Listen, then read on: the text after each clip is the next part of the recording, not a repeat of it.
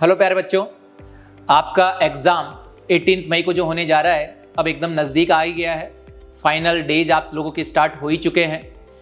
आज अपना जो ये सेशन है इसके अंदर अपन कुछ हमारे अनुभवों के आधार पे कुछ टीचर्स ने जब अपने टाइम में एग्ज़ाम दिए उन दिनों की फीलिंग्स, उसके बेसिस पे कुछ क्वेश्चंस जो आप लोगों के भी मन में आते हैं या कहीं ना कहीं हम अपने इन दिनों को और किस तरीके से बेहतर कर सकें ताकि हमने जो तैयारी कर रखी है उससे हम और अच्छा आउटपुट निकाल सकें।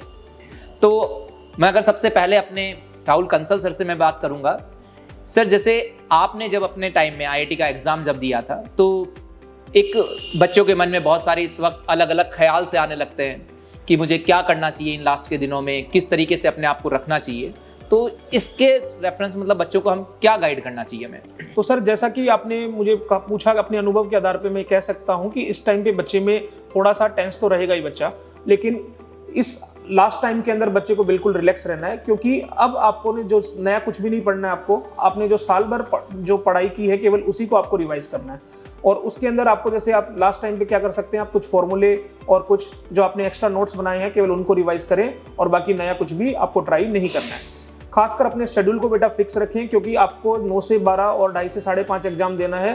तो इस टाइम पे रोज अपने रूटीन को सेट करें कि इस टाइम पे अपन थोड़ा थोड़ा पढ़ाई करते रहें और इस टाइम पे अपन बिल्कुल भी सोने की कोशिश ना करें, जिससे कि एग्जाम में भी अपन पूरा अटेंटिव रहेंगे इस टाइम के अंदर। बिल्कुल सही बात है सर। अगर अपन अपने दिनों को भी याद करें तो कई बार क्या होता है कि बच्चों के इस वक्त एक नकारात्मक विचार चल रहे होते हैं। उन नकारात्मक विचारों से कहीं ना कहीं तनाव होता है या असंतोष पैदा होता है और वो पेपर में रिफ्लेक्ट भी होता है। तो वो जो अपना वास्तविक जो कर सकता है वो वाला पार्ट नहीं कर पाता है। और ये बिल्कुल है कि आपको इन दिनों अपना जो एक डेली रूटीन है वो प्रॉपर तरीके से बना के रखना है। लेकिन अगर हम इन सारे बच्चों को जब देखते हैं तो कुछ चीज़ें ऐसी होती हैं जो पेपर के टाइम बच्चा एक पैनिक सिचुएशन में आ जाता है, क्योंकि आप जब पेपर देने जाते हैं तो कुछ चीज़ों का आपको उस वक्त स्पेशली ध्यान रखना होता है। तो मैं जैसे सर एक पॉइंट ये आता है कि अपन बच्चों के हिसाब से देखें तो पेपर जब वो बच्चा देने जा रहा है उस वक्त उसको कुछ चीज़ों का स्पेशली ध्यान रखना होता है, या पेपर से पहले वाली जो रात है, क्योंकि कई बार बच्चे बहुत ये सोचते हैं कि मैं कम सोऊंगा तो मैं ज़्यादा अच्छा परफॉर्म करके आऊँगा, लेकिन मुझे लगता है वास्तविकता में ऐसा नहीं होता है। आप इसके बारे में क्या कहेंगे? सर, जैसे आपने बोला कि बच्चा एक दिन पहले क्या करना चाहिए उसको, तो मेरे हिसाब से उसको प्रॉपर रेस्ट करना चाहिए। बहुत ज़्यादा सोचने की ज़रूरत नहीं कि अगले दिन क्या होने वाला है। एक प्रॉपर नींद लेके जाए और एक दिन पहले ही अपने जो एडमिट कार्ड है उसमें जितने भी इंस्ट्रक्शन लिखे हुए उसको फॉलो करते हुए उसकी अकॉर्डिंग तैयारी करके जाए। ऐसा नहीं हो कि कुछ चीज़ें भूल जाए। तो एडमिट कार्ड लेके जाए, उस पर अगर जैसे एक आईडी कार्ड होता वो भी साथ में लेके चले वो, और सेंटर पर 1-1.5 घंटे जल्दी पहुंच जाए तो ज़्यादा बेटर है। तो पूरा माहौल वो देख लेगा कि भाई अपना जो किसी तरह की हड़बड़ाहट नहीं होगी उसके अंदर। कभी कभी ऐसा भी होता है कि कभी लेट होने की, कभी ट्रैफिक में फंस जाए, तो इससे अच्छा है कि वो 1-1.5 घंटे पहले वहाँ पे पहुँचने की कोशिश करें और पूरी रात आराम से अच्छे से रेस्ट करे, रिलैक्स रहे, काम रहे। बहुत ज़्यादा सोचने की ज़रूरत नहीं। अगर उसने बहुत अच्छे से तैयारी करी तो उसका पेपर बहुत ही अच्छा जाएगा। तो बच्चों, हमें किसी भी सिचुएशन में पैनिक होने की ज़रूरत नहीं है। हम अपनी जितनी भी ज़रूरी जो भी अपने पास में डॉक्यूमेंट्स चाहिए वो हम एक बार पहले से ही अपने साथ में तैयार कर लेंगे, और अपन जो अपना सेंटर है वहाँ पे एक दिन पहले अगर आप चले जाते हैं तो ज़्यादा सही है, या आपने जो अपना टाइम है उससे 1.5 घंटे पहले 1-1.5 घंटे पहले ज़रूर पहुँच जाना चाहिए। हालांकि इस साल इन टाइमिंग्स को लेके भी थोड़े चेंजेज किए हुए हैं, वो आप एक बार अपने एडमिट कार्ड पे ज़रूर देख लेना। और अब अपन आते हैं सबसे बड़े मुद्दे की तरफ। जैसे सर, अगर अपन बात करें, भाई बहुत सारे बच्चे होते हैं वो इस पेपर को अटेम्प्ट करने का एक जो तरीका होता है, क्योंकि आईआईटी के पेपर के अंदर पेपर अटेम्प्टिंग एक बहुत मेजर क्राइटेरिया है कि जिसके बेसिस पे मैं मेरी परफॉर्मेंस को इनहेंस कर सकता हूँ। तो पेपर 1 मतलब अगर अपन बात करें तो उसके लिए आप क्या सजेस्ट करेंगे? तो सर, पहले पेपर के लिए जैसे हम बात करें तो स्टार्टिंग में ही वो आपको सबसे पहले तो इंस्ट्रक्शंस को केयरफुली पढ़ना चाहिए, क्योंकि पैटर्न चेंज होते रहते हैं एडवांस में। तो किसी भी पैटर्न में पेपर आ सकता है, तो अपन इंस्ट्रक्शन को बहुत ही अच्छे से पढ़ें। और फिर आप जैसे कि कोई अपने जो स्ट्रॉन्ग पोर्शन है, कोई वीक पोर्शन है, कोई सब्जेक्ट है आपका, तो उस सब्जेक्ट को आप पहले प्रायोरिटी दें। किसी का केमिस्ट्री अच्छा है तो वो केमिस्ट्री पहले अटेम्प्ट करे कि मैथ फिजिक्स जैसे उसके अकॉर्डिंग। फिर उसमें भी सेक्शन वाइज आप ले बेहतर चूज कर सकते हैं कि सिंगल करेक्ट है, इंटीजर है। मल्टीपल करेक्ट को स्पेशली लास्ट में ले तो ज़्यादा अच्छा रहेगा, क्योंकि उसमें ज़्यादा उलझने के चांस रहते हैं स्टूडेंट्स के। बिल्कुल। उसके अलावा अपन को एक चीज़ विशेष तौर पे ध्यान रखना चाहिए कि कोई भी क्वेश्चन को हमें अपने ईगो पे नहीं लेना चाहिए। अगर वो उसमें हम उलझ रहे हैं तो इसे स्किप करो, उसके सेकंड राउंड में आप उसको ट्राई करने की कोशिश कर सकते हैं। तो उसको एक ज़्यादा उलझना नहीं है किसी पे, एक डिसाइड करना की कैपेबिलिटी होनी चाहिए कि इस क्वेश्चन को और आगे करूं या फिर इसे छोड़ करके आगे बढ़ूं। वो एक बहुत इंपॉर्टेंट फैक्टर होता है, ताकि माइंडसेट आपका उस पेपर में अच्छा रहे, क्योंकि आपको पहला पेपर का माइंडसेट सेकंड पेपर पे इम्पैक्ट डालता है सर। हाँ, जैसे कई बार ये भी देखा गया है कि एक बच्चा होता है जो ये कहता है कि मैंने सर शुरुआत में उन क्वेश्चंस को कर लिया जो मेरे से बहुत आसानी से हो रहे थे, वो चाहे 15 मिनट दिए हो या 20 मिनट दिए हो, लेकिन वो ये कहता है कि मैंने इतनी सी ड्यूरेशन में 5 सवाल कर लिए। बिल्कुल। और वो कहीं ना कहीं उसका कॉन्फिडेंस बढ़ जाता है, फिर वो लास्ट के टाइम में उन क्वेश्चंस को भी कर लेता है जो शायद उससे ना होने वाले। बिल्कुल सही बात है। तो पहले हमारा कॉन्फिडेंस बूस्ट करना इंपॉर्टेंट है। देखिए, इस एग्जाम की जो वैरायटी है क्वेश्चंस की, वो इसे कहीं ना कहीं यूनिक बना रही होती है। इसलिए हमारा जो पेपर अटेम्प्ट करने का तरीका है वो बहुत ही सेलेक्टिव मोड में बहुत तरीके से होना चाहिए। बिल्कुल सही बात है कि हमें किसी भी सवाल को एक ईगो पे लाने की जरूरत बिल्कुल भी नहीं है। ठीक है यार, इस पेपर में कुछ सवाल ऐसे भी होंगे जो मुझसे नहीं होंगे, हम उसे स्किप करें और उसके बाद में अगले वाले सवाल के ऊपर बढ़ें। लेकिन ये जो पेपर है, मतलब 6 घंटे का पेपर नहीं, अगर देखा जाए तो ये पूरा पेपर, अगर अपन बात करते जाइए एडवांस का, तो एक पूरा दिन लेता है। क्योंकि एक बच्चे का जब एग्जाम 9 बजे से स्टार्ट होता है, लेकिन वो कहीं ना कहीं 7 बजे से ही इस एग्जाम की तैयारी में जुट जाता है और शाम के 5:30 बजे तक पेपर है। तो जो पेपर 1 और पेपर 2 के बीच का जो हमें 2.5 घंटा मिलता है, वो भी कहीं ना कहीं बहुत ज़्यादा इंपॉर्टेंट है, क्योंकि वो सेकेंड पेपर की परफॉर्मेंस के ऊपर रिफ्लेक्ट कर रहा होता है। तो मैं अपने DPM सर से, जब आपने दिया था तो उस वक्त भी पेपर तो 2 ही होते थे, उस वक्त भी पेपर के बीच में गैप आता होगा।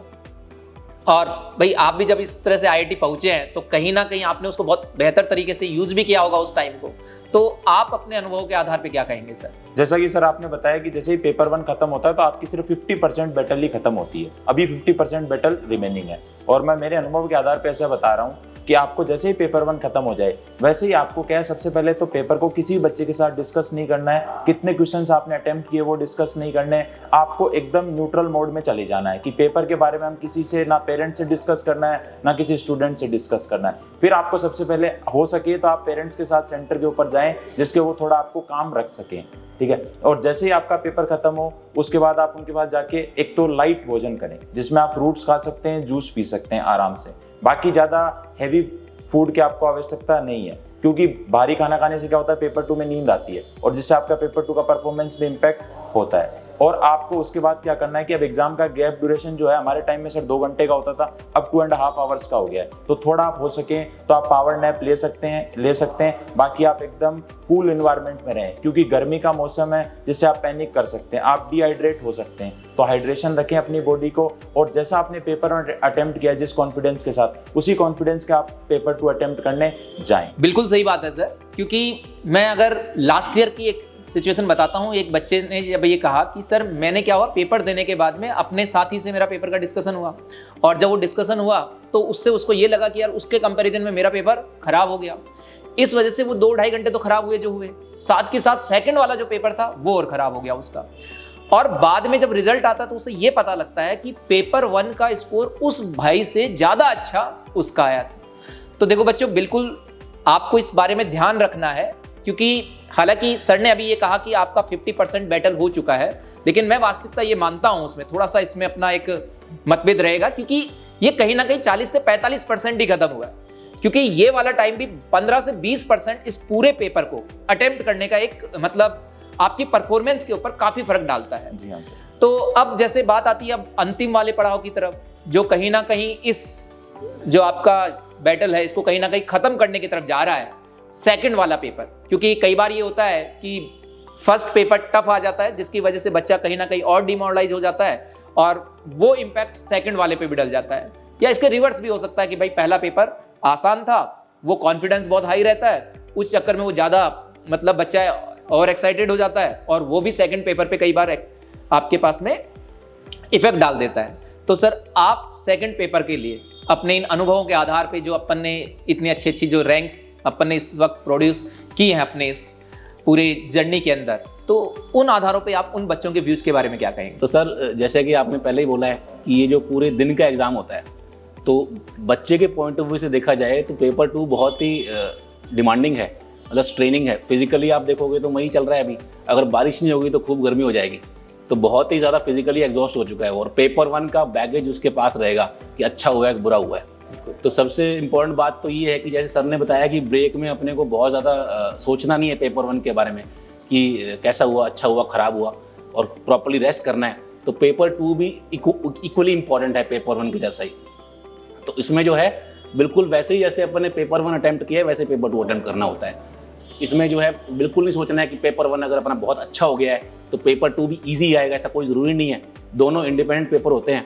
तो पेपर 1 अगर बहुत अच्छा हो गया है तो पेपर 2 को भी आपको बिल्कुल ही बैलेंस्ड रहते हुए वैसे ही क्वेश्चन सेलेक्ट करने हैं। आसान क्वेश्चन पहले करने हैं, उसके बाद जो है टफ क्वेश्चन की तरफ जाना है। क्वेश्चन ठीक करने की कोशिश ज़्यादा करनी है, ज़्यादा अटैम्प्ट करने की बजाय। और अगर पेपर 1 बहुत ख़राब हुआ है आपका, तब भी बहुत टेंशन नहीं लेनी है, क्योंकि हो सकता है कि पेपर 2 ईजी आ जाए। तो किसी भी कंडीशन में अपने को पेपर 1 वाला जो बर्डन है वो पेपर 2 में कैरी फॉरवर्ड नहीं करना होता है।